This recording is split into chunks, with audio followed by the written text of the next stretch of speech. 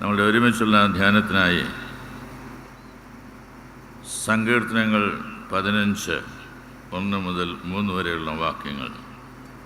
15-ാം സങ്കീർത്തനം 1 മുതൽ 3 വരെ. യഹോവേ, നിന്റെ കൂടാരത്തിൽ ആർ പാർക്കും? നിന്റെ വിശുദ്ധ പർവ്വതത്തിൽ ആർ വസിക്കും? നിഷ്കളങ്കനായി നടന്ന് നീതി പ്രവർത്തിക്കുകയും ഹൃദയപൂർവ്വം സത്യം സംസാരിക്കുകയും ചെയ്യുന്നവൻ, നാവുകൊണ്ട് കുരള പറയാതെയും തൻ്റെ കൂട്ടുകാരനോട് ദോഷം ചെയ്യാതെയും കൂട്ടുകാരന് അപമാനം വരുത്താതെയും ഇരിക്കുന്നവൻ. യഹോവേ, നിന്റെ കൂടാരത്തിൽ ആർ പാർക്കും? നിന്റെ വിശുദ്ധ പർവ്വതത്തിൽ ആർ വസിക്കും? കൊട്ടാരക്കര കൺവെൻഷനിൽ വീണ്ടും ഒരു പ്രാവശ്യം കൂടെ വന്ന് സംബന്ധിക്കുവാൻ ഇടയായിട്ടെത്തുന്നതിൽ ഞാൻ സന്തോഷിക്കുന്നു. പ്രാർത്ഥനാപൂർവം ഒരുക്കത്തോടെ വന്നു ചേർന്നിരിക്കുന്നതായുള്ള ദൈവജനത്തെ കാണുവാൻ ഇടയായി തീർന്നതിൽ ദൈവത്തെ മഹത്വപ്പെടുത്തുകയും ചെയ്യുന്നു. ഇന്ന് നമ്മുടെ കൂടെ വികാരി ജനറൽ KY ജേക്കബച്ചൻ ഇവിടെ ഇല്ല എന്നത് ഞാൻ മനസ്സിലാക്കുന്നുണ്ട്. എന്നുവെച്ചാൽ നല്ല സുഖമല്ലാതിരിക്കുന്ന സാഹചര്യമാണ് എന്നുള്ളത് കൊണ്ട് നമ്മളുടെ എല്ലാവരുടെയും പ്രാർത്ഥന അർഹിക്കുകയും ചെയ്യുന്നു. അച്ഛന് വേണ്ടി മാത്രമല്ല, ആ കുടുംബത്തിന് വേണ്ടിയും. ദൈവത്തിൻ്റെ പ്രത്യേകമായുള്ള സാന്നിധ്യം അനുഭവിപ്പാൻ പ്രിയപ്പെട്ട അച്ഛന് സാധ്യമായി തീരട്ടെ എന്നത് ഞാൻ പ്രത്യേകം ദൈവസന്നിധിയിൽ പ്രാർത്ഥിക്കുകയും ചെയ്യുന്നു. സലഫത്തിൻ്റെ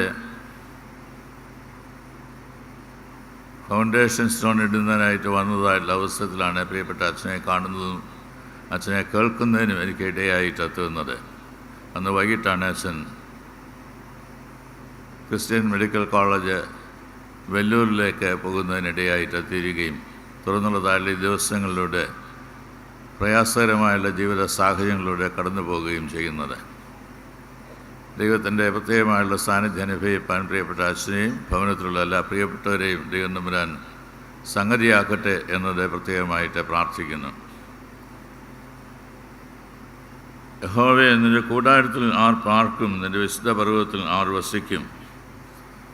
നിഷ്കളങ്കനായി നടന്ന് നീതി പ്രവർത്തിക്കുകയും ഹൃദയപൂർവ്വം സത്യം സംസാരിക്കുകയും ചെയ്യുന്നവൻ, നാവുകൊണ്ട് കുരള പറയാതെയും തൻ്റെ കൂട്ടുകാരനോട് ദോഷം ചെയ്യാതെയും കൂട്ടുകാരന് അപമാനം വരുത്താതെയും ഇരിക്കുന്നവൻ എന്നത് സങ്കീർത്തനക്കാരൻ നമ്മെ ഓർമ്മപ്പെടുത്തുകയാണ്.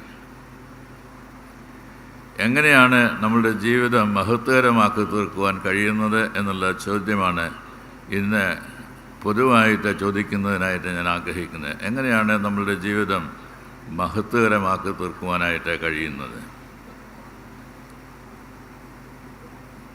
അഭിനയ തിരുമേനി ഈ നാളുകളിലൊക്കെയും വിശുദ്ധ കുർബാനയെക്കുറിച്ചുള്ള പഠനം നടത്തുന്നതിനായി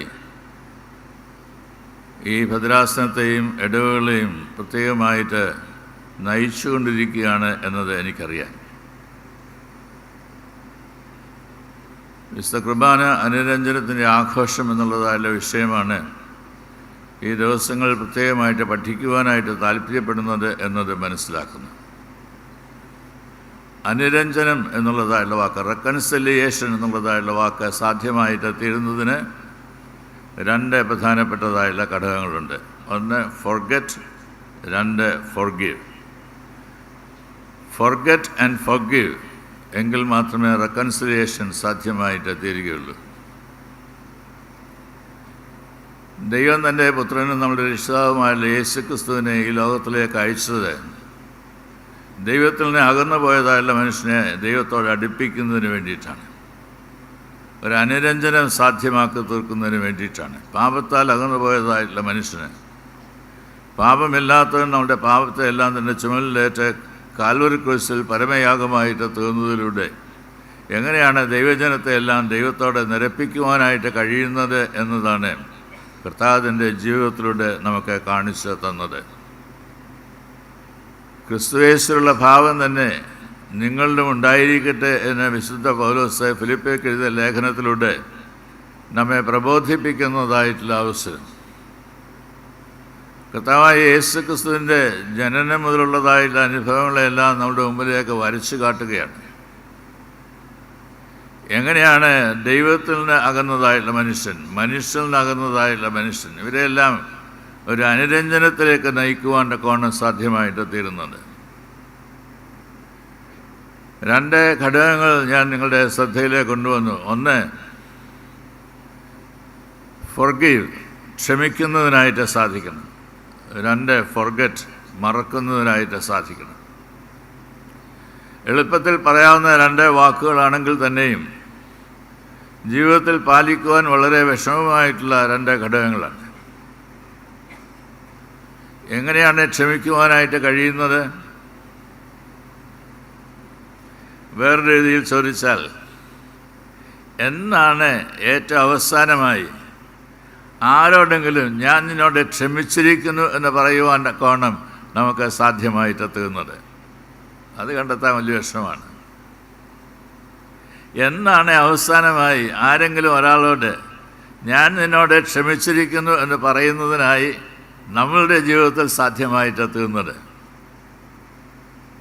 ക്ഷമിക്കുക എന്ന് പറയുന്നതായ സാഹചര്യത്തിൽ എല്ലാ തെറ്റുകളെയും, എല്ലാ കുറവുകളെയും, എല്ലാ ന്യൂനതകളെയും മാറ്റി സഹജരായിട്ടുള്ള ആളുകളെ ദൈവ മക്കളായിട്ട് കാണുവാൻ കോണ് എപ്പോൾ സാധ്യമായിട്ട് തീരുന്നുവോ അപ്പോൾ മാത്രമാണ് അനുരഞ്ജനം സാധ്യമായിട്ട് തീരുന്നത്. ദൈവത്തെ ആരും ഒരു നാളും കണ്ടിട്ടില്ല കർത്താവായ യേശുക്രിസ്തുവിലൂടെ അല്ലാതെ.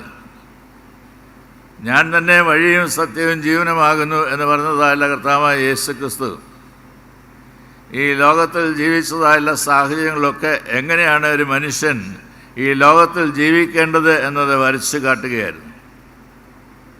തൻ്റെ ഓരോ പ്രവർത്തനങ്ങളിലൂടെയും താൻ വിളിച്ച് വേർതിരിച്ചതായുള്ള ശിഷ്യഗണങ്ങൾക്ക് എങ്ങനെ ശിഷ്യരായിട്ട് തീരാം എന്നത് പഠിപ്പിക്കുക മാത്രമായിരുന്നില്ല, തന്നെ കേട്ടതായുള്ള എല്ലാ ജനതയ്ക്കും ആവശ്യമായുള്ള സാരോപദേശങ്ങൾ നൽകുവാൻ്റെ കോണം കർത്താവ് ശ്രമിക്കുകയാണ് ചെയ്യുന്നത്. മറക്കുക, എത്ര തന്നെ മറക്കുവാനായിട്ട് നാം ശ്രമിച്ചാലും ചിലരുടെയൊക്കെ പേര് വരുന്ന അവസരത്തിൽ തന്നെ നമ്മുടെ മനസ്സിൽ ചില കാര്യങ്ങൾ പെട്ടെന്ന് ഓർമ്മ വരും. അതുകൊണ്ട് പല മനുഷ്യരെയും ടാഗിട്ടാണ് നാം മനസ്സിലാക്കുന്നത്. ഇന്ന ആൾ ഇന്ന കാര്യം ചെയ്തതായുള്ള വ്യക്തി, അങ്ങനെയാണ് മനസ്സിലാക്കുവാൻ നമുക്ക് പലപ്പോഴും ഇടയായിട്ട് തീരുന്നത്. എന്നാൽ അതെല്ലാം വട്ടപൂജ്യമായിട്ട് തീർക്കുകയും വെട്ടിക്കളയുകയും ചെയ്യുന്നതായുള്ളൊരു സാഹചര്യത്തിലേക്ക് നമ്മളുടെ അനുദിന ജീവിതത്തിൽ പ്രവേശിക്കുവാനായിട്ട് നമുക്ക് സാധിക്കുമോ? ഞാൻ മറന്നിരിക്കുന്നു എന്ന് പറയുമ്പോൾ പിന്നെ ഒരിക്കലും നമ്മോട് ചെയ്തതായുള്ള പാതകത്തെ ഓർക്കാതെ എന്നേക്കുമായി ക്ഷമിച്ചിരിക്കുന്നു എന്ന് പറയുന്നതായ അനുഭവത്തിൽ നമുക്ക് പ്രവേശിപ്പാനായിട്ടിടയാവണം. മനോഹരമായുള്ള ഉപമയാണ് കർത്താവായ യേശുക്രിസ്തു പറഞ്ഞത്. ഒരപ്പന് 2 മക്കളുണ്ടായിരുന്നു എന്ന് പറയുന്നതായുള്ള ഉപമ.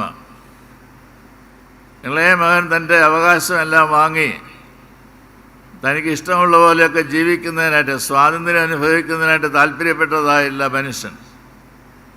അതെല്ലാം ഇല്ലാതെയാക്കി, താറുമാറാക്കി, ജീവിതം തന്നെ ഇല്ലാതെയാക്കി തീർക്കുന്നു. അങ്ങനെ ജീവിതത്തെ നഷ്ടമാക്കിയതായുള്ള മനുഷ്യൻ പന്നികളോടുകൂടിയുള്ള ഭക്ഷണം പോലും കഴിക്കുവാനായിട്ട് കഴിയാതെ വിഷമിച്ചതായുള്ള സാഹചര്യത്തിൽ ഞാൻ എന്തിനാണ് ഇവിടെ കിടന്ന് വിഷമിക്കുന്നത്? ഞാൻ എൻ്റെ ഭവനത്തിലേക്ക് മടങ്ങിപ്പോകും.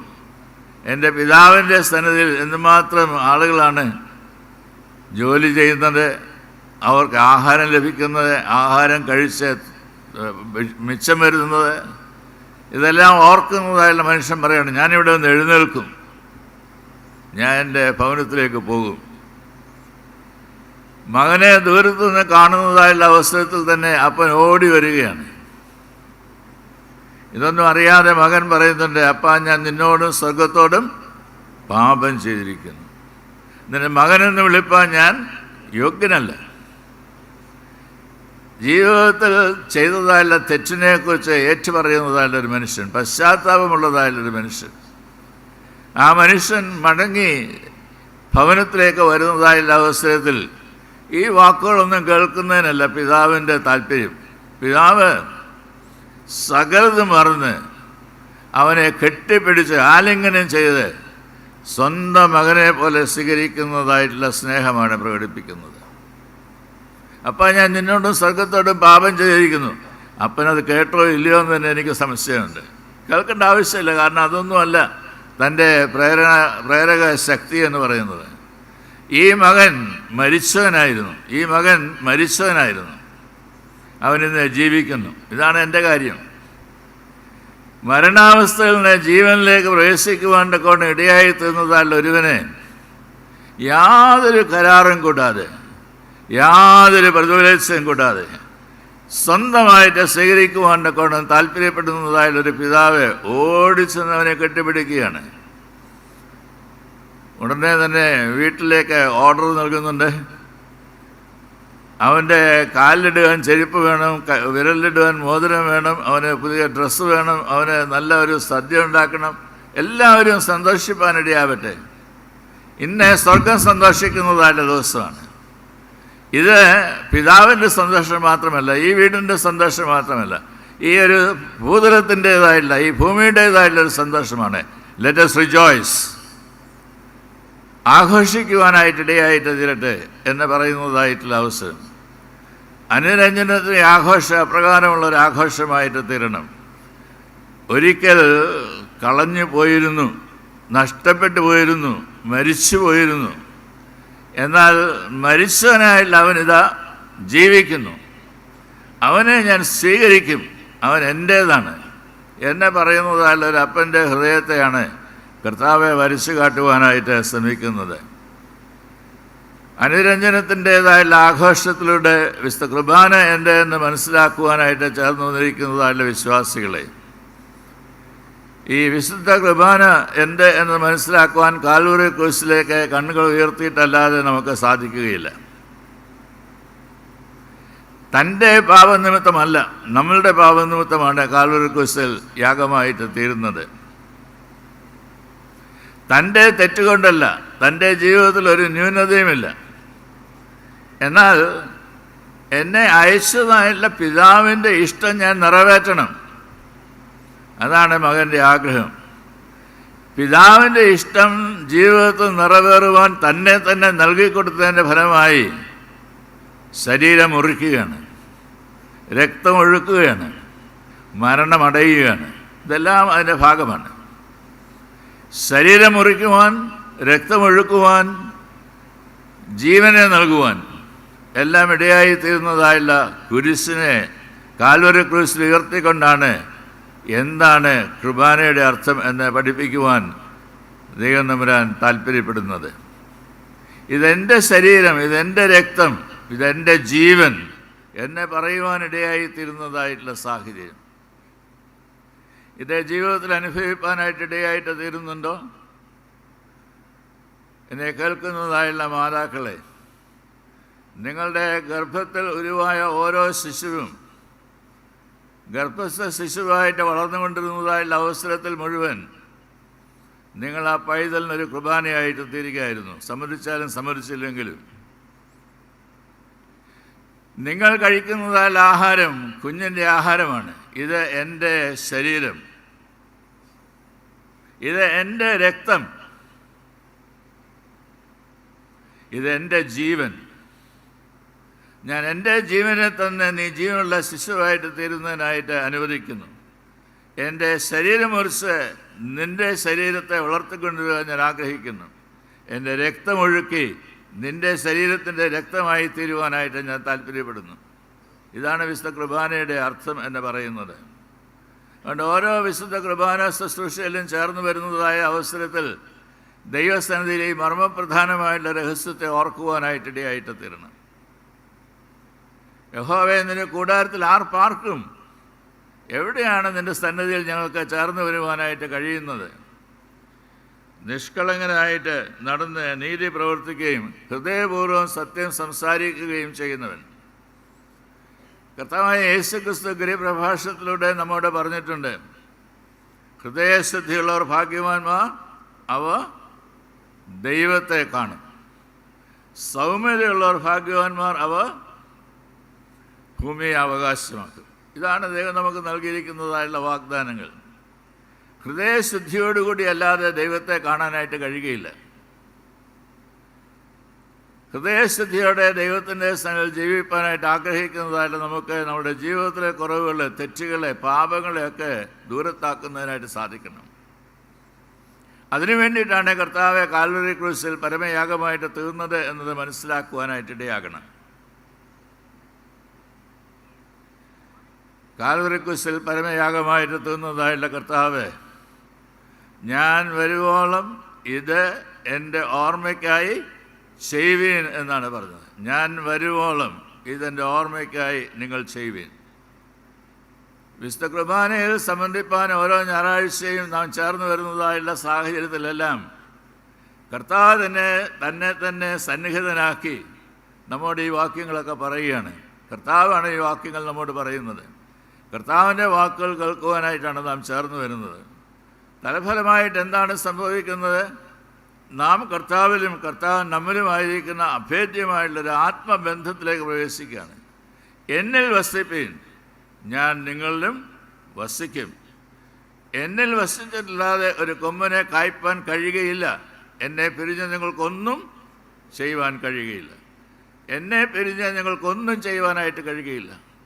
ദൈവത്തിന് പ്രസാദകരമായുള്ള കാര്യങ്ങൾ ഈ ലോകത്തിൽ നിർവഹിപ്പാനായിട്ട് നാം താല്പര്യപ്പെടുന്നുണ്ടെങ്കിൽ ദൈവത്തെ കാണുന്നതായുള്ള ഹൃദയശുദ്ധിയോടുകൂടി വേണം ജീവിക്കുവാൻ എന്നത് ഇത് നമ്മെ ഓർമ്മപ്പെടുത്തുകയാണ്.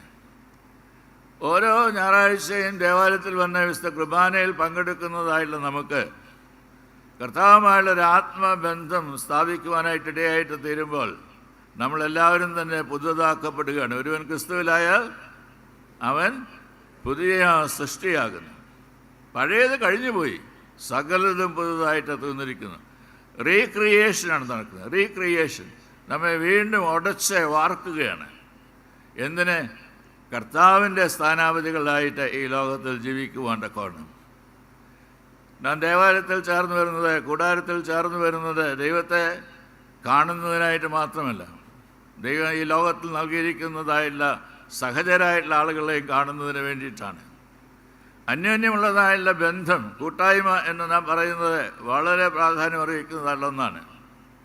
അടുത്ത കാലത്തെ ചില പള്ളികളിലൊക്കെ വിശുദ്ധ കുർബാന കഴിഞ്ഞിട്ട് വീട്ടിൽ പോകുന്നതായുള്ള ആളുകളെ കാണാറുണ്ട്. തെറ്റാണ്. തെറ്റിനെ തെറ്റെന്ന് തന്നെ സമ്മതിക്കുന്നതിനായിട്ട് നമുക്ക് സാധിക്കണം. തെറ്റാണ്.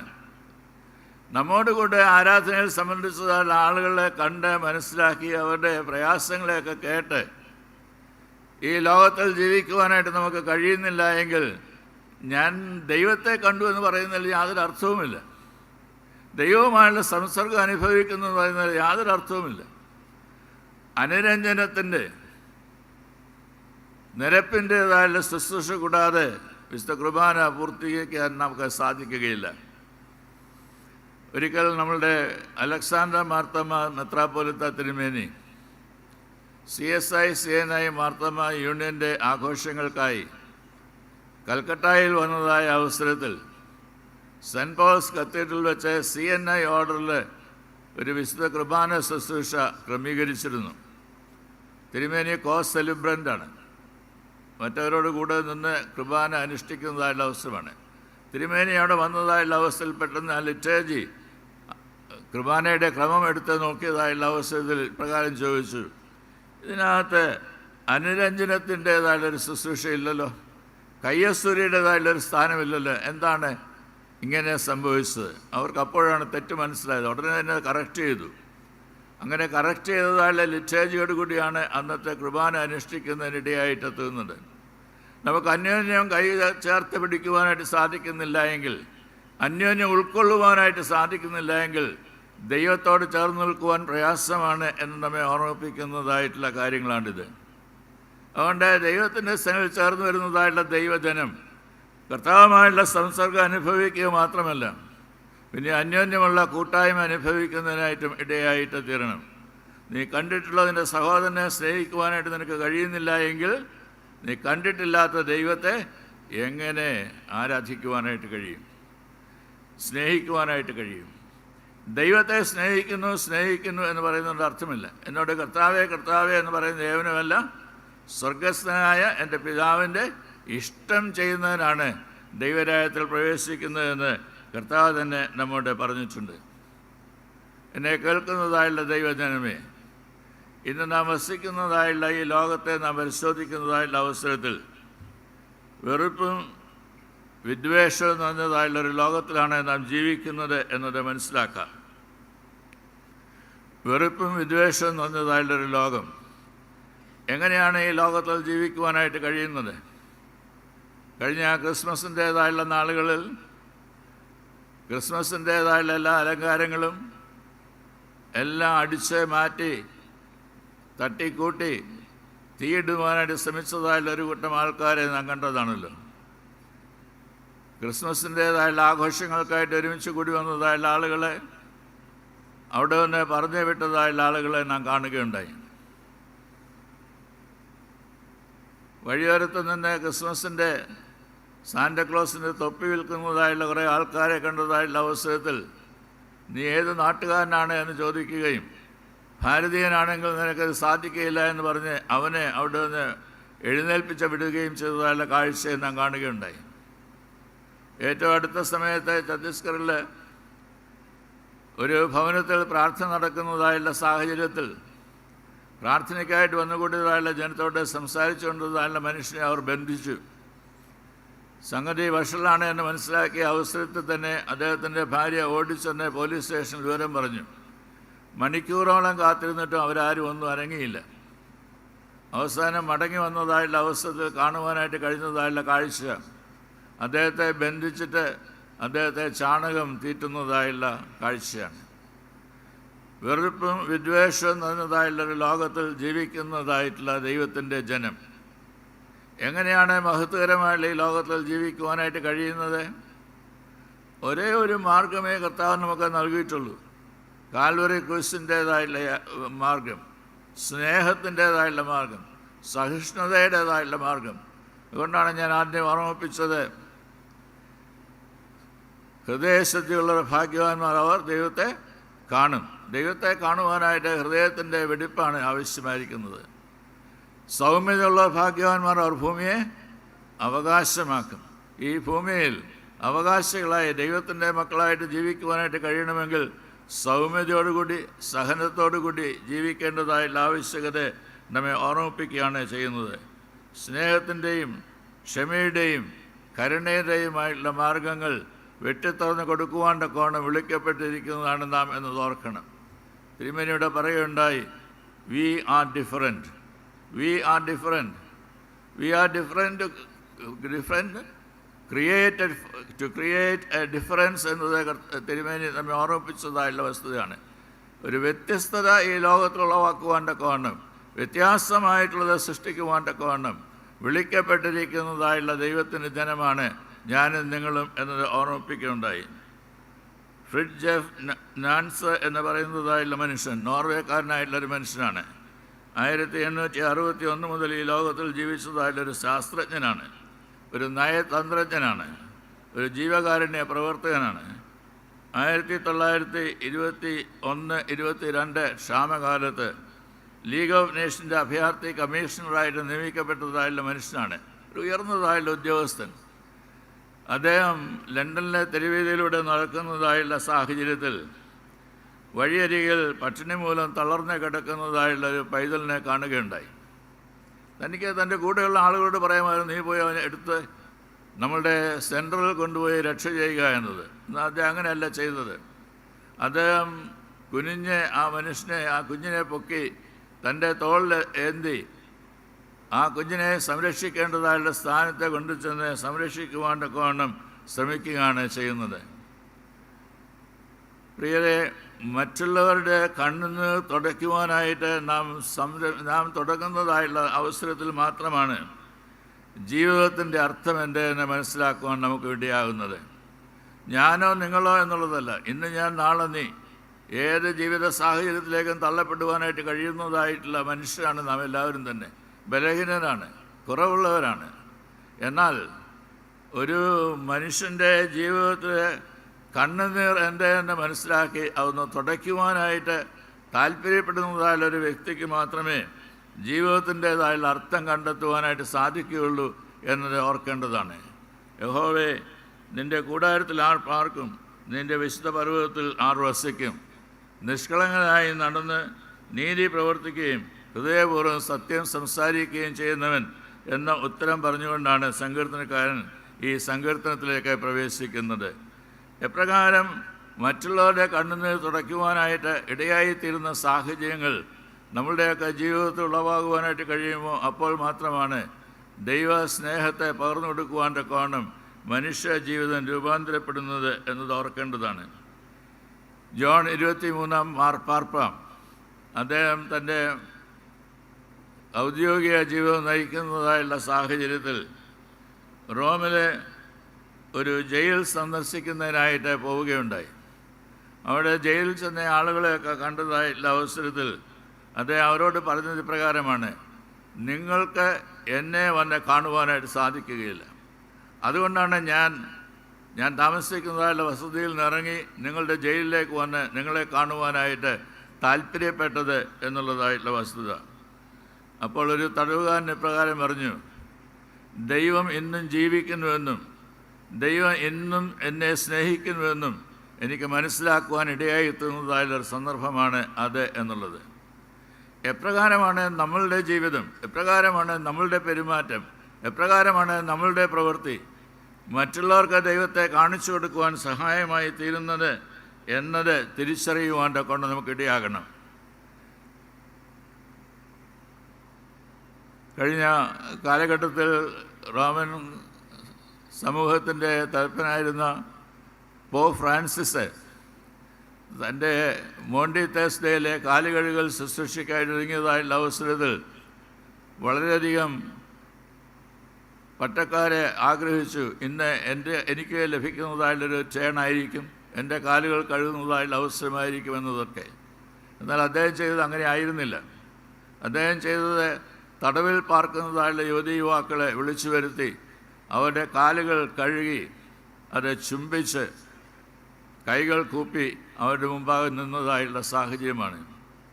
ആ പടത്തിൽ കാണുവാനായിട്ട് സാധിച്ചതെല്ലാം തന്നെ കണ്ണിൽ നിന്ന് കണ്ണുനീർ ധാരധാരയായി ഒഴുകുന്നതായുള്ള വ്യക്തികളുടെ മുഖമാണ്. കണ്ണിൽ നിന്ന് ധാരധാരയായി കണ്ണുനീർ ഒഴുകുന്നതായുള്ള ചിത്രം. എന്നെ സ്നേഹിപ്പാൻ ഞാൻ എന്തുള്ളൂ, എന്നെ കരുതുവാൻ ഞാൻ എന്തുള്ളൂ, എൻ്റെ കാലുകളെ കഴുകുവാനായിട്ട് പോപ്പ് ഫ്രാൻസിസ് ആഗ്രഹിക്കുന്നതായുള്ള അവസരത്തിൽ അതിന് ഞാൻ എന്തുള്ളൂ എന്ന് ചിന്തിക്കുന്നതായുള്ള മനുഷ്യരുടെ കണ്ണിൽ നിന്ന് എങ്ങനെ കണ്ണുനീർ വരാതെ ഇരിക്കും? തങ്ങളെ സ്നേഹിക്കുന്നതായുള്ള ദൈവത്തിൻ്റെ സ്നേഹത്തെ അറിയുവാൻ തക്കവണ്ണം ഇടയായിത്തീരുന്നതായുള്ള സന്ദർഭമായി അത് മാറി എന്നുള്ളതാണ് ലോക ചരിത്രം നമ്മോട് സാക്ഷിക്കുന്നതായിട്ടുള്ള വസ്തുത.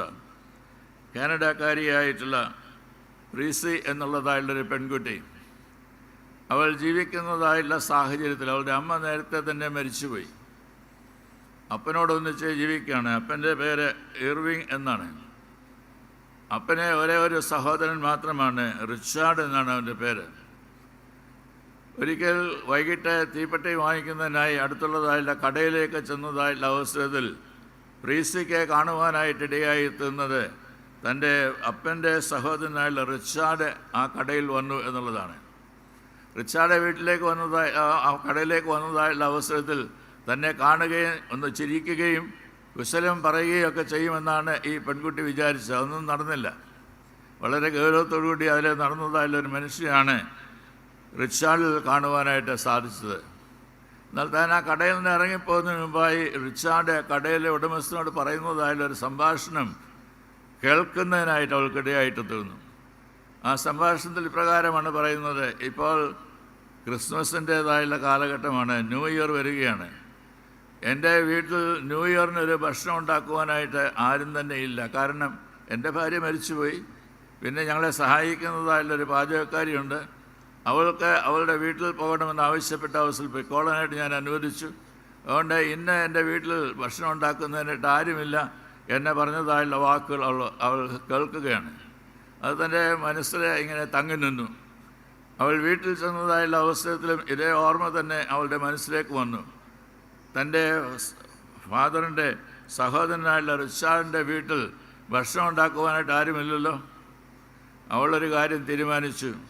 തൻ്റെ വീട് വിട്ടതിന് ശേഷം റിച്ചാർഡിൻ്റെ വീട്ടിലേക്ക് പോയി. റിച്ചാർഡിൻ്റെ വീട്ടിൽ ചെന്നതായുള്ള അവസ്ഥയിൽ അവിടെ അടുക്കളയിൽ അന്ന് വേണ്ടതായുള്ള എല്ലാ കാര്യങ്ങളും ഒരുക്കിയിട്ടുണ്ട്. ഭക്ഷണമില്ല എന്ന് മാത്രമേ ഉള്ളൂ. എന്നാൽ വേണ്ടതായുള്ള വെജിറ്റബിളും വേണ്ടതായുള്ള മറ്റു കാര്യങ്ങളും എല്ലാം തന്നെ ആ അടുക്കളയിലുണ്ട് എന്ന് മനസ്സിലാക്കി. അവൾ വേഗത്തിൽ ഭക്ഷണമൊക്കെ ഉണ്ടാക്കി അത് മനോഹരമായിട്ട് അലങ്കരിച്ച് മേശപ്പുറത്ത് വെച്ചതിന് ശേഷം റിച്ചാർഡ് വരുന്നതിന് മുമ്പ് എത്രയും വേഗം മടങ്ങിപ്പോകണമെന്ന് ആഗ്രഹിച്ച് അവൾ ഭക്ഷണം വെച്ച് തിരിയുന്നതായുള്ള സാഹചര്യത്തിൽ ഒരു കാൽപെരുമാറ്റം കേട്ടു. തിരിഞ്ഞു നോക്കിയതായുള്ള അവസരത്തിൽ റിച്ചാർഡാണ്. തന്നോട് ദേഷ്യപ്പെട്ട് വഴക്ക് പറയും എന്ന് ചിന്തിച്ചതായുള്ള സാഹചര്യത്തിൽ റിച്ചാർഡ് ചോദിക്കുന്നതായുള്ള ചോദ്യം, നിന്നെ ഇന്ന് ഈ വീട്ടിൽ ഈ ഭക്ഷണം ഉണ്ടാക്കുവാനായിട്ട് അനുവദിച്ചത് എങ്ങനെയാണ്? എൻ്റെ സഹോദരൻ അതിനെ അനുവദിക്കും എന്ന് ഞാൻ വിചാരിക്കുന്നില്ല. അപ്പോൾ ഈ പെൺകുട്ടി, പ്രീസി എന്ന് പറയുന്നതായുള്ള പെൺകുട്ടി പറയുകയാണ്, അങ്ങനെയല്ല, എൻ്റെ പിതാവിന് നിങ്ങളോട് രമ്യപ്പെടുവാനായിട്ട് താല്പര്യമുണ്ട്. അപ്പോൾ റിച്ചാർഡ് പറഞ്ഞു, ഞാൻ പല പ്രാവശ്യം രമ്യപ്പെടുവാനായിട്ട് ആഗ്രഹിച്ച് എൻ്റെ വീട്ടിൽ നിന്ന് ഇറങ്ങുന്നതിനായിട്ടൊക്കെ താല്പര്യപ്പെട്ടതാണ്. എന്നാൽ എൻ്റെ ഈഗോ എന്നെ അനുവദിച്ചില്ല. അതുകൊണ്ട് ഞാൻ പോകാതെ ഇവിടെ തന്നെ തങ്ങുകയാണ് ചെയ്തത്. പ്രീസി പറഞ്ഞു, അവരൊരുമിച്ച് ഭക്ഷണം കഴിഞ്ഞിട്ട് പിരിയുന്നതായുള്ള അവസരത്തിൽ അദ്ദേഹത്തിനൊരു ചുംബനമൊക്കെ നൽകിയതിന് ശേഷം പറഞ്ഞു, നിങ്ങൾ ഈ രാത്രിയിൽ തന്നെ നിങ്ങളുടെ സഹോദരനെ കാണും, ഞാൻ പോയി വിളിച്ചുകൊണ്ട് വരാം. അവൾ പോയി സഹോദരനെ വിളിച്ചു. ഐർവിങ്ങിനെ വിളിച്ച് സഹോദരനായുള്ള റിച്ചാർഡിനെ കാണുന്നതിനായിട്ട് കൊണ്ടുവന്നു. അവർ തമ്മിൽ രമ്യതയിലായിട്ട് തീർന്നിടയായി. അകന്നെ ജീവിച്ചതായിട്ടുള്ള സാഹചര്യം അനേക വർഷങ്ങൾ, 8 വർഷങ്ങളാണ് മാറി ജീവിച്ചത്. 8 വർഷങ്ങൾ അങ്ങനെ മാറി ജീവിച്ചതായുള്ള രംഗത്ത് നിന്ന് പ്രീസി എന്ന് പറയുന്നതായുള്ളൊരു പെൺകുട്ടി താല്പര്യപ്പെട്ടതായുള്ള അവസരത്തിൽ അവരെ ഒരുമിച്ച് കൊണ്ടുവരുന്നതിനായിട്ട് ഇടയായിട്ട് തീരുകയാണ്. അങ്ങനെ ഒരുമിച്ച് വന്നതായിട്ടുള്ള അവസരത്തിൽ ദൈവത്തെ മഹത്വപ്പെടുത്തുവാൻ ഇടയായി തീരുന്നതായുള്ള സന്തോഷം ആ വീട്ടിൽ തളം കെട്ടി നിന്നു. ഒരു പുതിയ വർഷത്തിലെ പ്രവേശിക്കുകയാണ്. പുതിയ വർഷത്തിലെ പ്രവേശിക്കുന്നതായുള്ള അവസരത്തിൽ സന്തോഷത്തോടെ, പുതിയ അനുഭവത്തോടെ, മറക്കാനും ക്ഷമിക്കാനും കഴിഞ്ഞതായിട്ടുള്ള സംതൃപ്തിയോടുകൂടി പ്രവേശിക്കുവാൻ കഴിഞ്ഞതായിട്ടുള്ള ഒരു കുടുംബമായിട്ട് അത് തീരുകയാണ് ചെയ്യുന്നത്. Forget, forgive, reconcile. 3 കാര്യങ്ങൾ ഞാൻ ആദ്യമേ തന്നെ ഓർമ്മിപ്പിക്കുകയുണ്ടായി. എങ്ങനെയാണ് അനുരഞ്ജനത്തിൻ്റെ ആഘോഷം സാധ്യമായിട്ട് തീരുന്നത്? അനുരഞ്ജനത്തിൻ്റെ ആഘോഷം സാധ്യമാണ്, മനുഷ്യർക്ക് സാധ്യമാണ്, ദൈവജനത്തിന് സാധ്യമാണ്. എന്നാൽ ദൈവം ഒരുക്കുന്നതായുള്ള വിരുന്നിൽ ഒരുമിച്ച് ചേർന്ന് വന്ന് ഞാൻ മറന്നിരിക്കുന്നു, ഞാൻ ക്ഷമിച്ചിരിക്കുന്നു എന്ന് പറയുന്നതിനായി, അനുരഞ്ജനത്തിൻ്റേതായുള്ള ശുശ്രൂഷയിലേക്ക് പ്രവേശിക്കുന്നതിനായി, അങ്ങനെ ഒന്നായി തീരുന്നതിനായി സാധിക്കുന്നതായുള്ള രംഗങ്ങൾ സൃഷ്ടിക്കുവാൻ പ്രിയരെ നമുക്ക് സാധിക്കുമോ?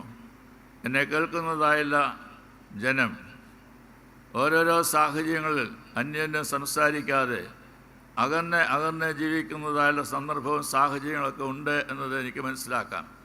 അങ്ങനെയുള്ളതായുള്ള സാഹചര്യത്തിൽ ഒരു ഇനീഷ്യേറ്റീവ് എടുത്ത് ഒരു സ്റ്റെപ്പ് മുമ്പോട്ട് വെച്ച് ഞാൻ നിന്നോട് ക്ഷമിച്ചിരിക്കുന്നു, നമ്മളുടെ കുറവുകളെല്ലാം ഇതോടുകൂടി മാറിയിരിക്കുന്നു, നമുക്കിനി സഹോദരങ്ങളായി സ്നേഹത്തോടെ സാഹോദര്യ ബന്ധത്തിൽ ജീവിക്കാം എന്ന് പറയുന്നതായുള്ള അനുഭവത്തെ പ്രവേശിക്കുവാൻ ഇടയായിട്ട് തീരുമോ എന്ന് ഈ രാത്രിയിൽ ചോദിക്കേണ്ടത് ആവശ്യമാണ്. നാവ് കൊണ്ട് കുരള പറയാതെയും തൻ്റെ കൂട്ടുകാരനോട് ദോഷം ചെയ്യാതെയും കൂട്ടുകാരന് അപമാനം വരുത്താതെയും ഇരിക്കുന്നവനാണ് യഹോവേ നിൻ്റെ കൂടാരത്തിൽ പാർക്കുന്നത്. നിൻ്റെ വിശുദ്ധ പർവ്വതത്തിൽ നിൽക്കുവാനായിട്ട് അവനാണ് സാധ്യമായി തീരുന്നത് എന്നത് ദൈവം തമ്പുരാൻ നമ്മെ ഓർമ്മിപ്പിക്കുകയത്രേ ചെയ്യുന്നത്. മനുഷ്യ ജീവിതത്തിൽ സാധ്യമായിട്ടുള്ള പുതിയ പുതിയ ആരംഭങ്ങൾ കുറിക്കുവാനൊക്കെയാണ് ഈ കൺവെൻഷൻ സഹായമായി തീർന്നുവെങ്കിൽ അതിനപ്പുറത്തായിട്ട് എന്താണ് നമുക്ക് പ്രതീക്ഷിക്കുവാനായിട്ടുള്ളത്? ദൈവം നൽകിയതായുള്ളൊരു ദിവസം, ദൈവം നൽകുന്നതായുള്ള ചിന്ത, ദൈവം നൽകിയിരിക്കുന്നതായുള്ള ആയുസ്, ഈ ആയുസ് ദൈവത്തെ മഹത്വപ്പെടുത്തുവാനായിട്ടുള്ളതാണ്, സംശയമില്ല. എന്നാൽ ദൈവത്തെ മഹത്വപ്പെടുത്തുമ്പോൾ ഞങ്ങൾക്ക് ഒരു പിതാവ് തന്നെ എന്ന് പറയുന്നതായുള്ള കാര്യം അന്വർത്ഥമാക്കി തീർക്കുവാൻ കഴിയുന്നത് അന്യോന്യം സ്വീകരിക്കുന്നതായുള്ള സാഹചര്യത്തിലാണ്, സ്നേഹിക്കുന്നതായുള്ള സാഹചര്യത്തിലാണ്, ക്ഷമിച്ചിരിക്കുന്നു എന്ന് പറയുവാൻ കഴിയുന്നതായുള്ള സാഹചര്യത്തിലാണ്, ഞാൻ മറക്കുന്നു എന്ന് പറയുവാൻ കഴിയുന്നതായുള്ള സാഹചര്യത്തിലാണ്. അപ്രകാരമുള്ള അനുരഞ്ജനത്തിൻ്റെ ആഘോഷമായി തീരുവാൻ നമ്മുടെ ജീവിതത്തെ ദൈവം തമ്പുരാൻ സഹായിക്കണമേ എന്നുള്ള പ്രാർത്ഥനയോടുകൂടി ദൈവകരങ്ങൾ നമ്മെ തന്നെ സമർപ്പിക്കാം. സ്വർഗസ്ഥനായിട്ടുള്ള പിതാവ് അതിന് നമ്മെ ഓരോരുത്തരെയും സഹായിക്കുകയും അനുഗ്രഹിക്കുകയും ശക്തീകരിക്കുകയും വഴി നിർത്തുകയും ചെയ്യട്ടെ എന്ന് പ്രാർത്ഥിച്ചുകൊണ്ട് ഞാൻ എൻ്റെ വാക്കുകൾ ചുരുക്കുന്നു. ദൈവത്തിൻ്റെ നാമം മഹത്വപ്പെടട്ടെ.